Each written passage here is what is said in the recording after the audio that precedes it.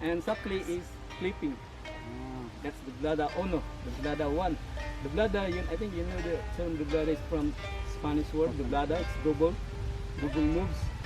Two moves in one at a time, or two moves. And my personal WhatsApp, I have my second move. That's we call it doblada. Like this one from here. This is we call it tukas here.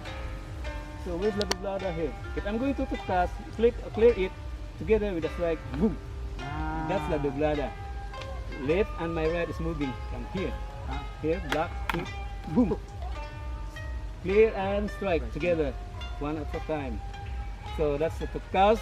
And where's the supply? From here. So to let the play moves, to continue the play, to block and counter, I'm going to strike two, and I'm going to supply. Boom. This is a bad eye strike. Then block it with the stick, then counter.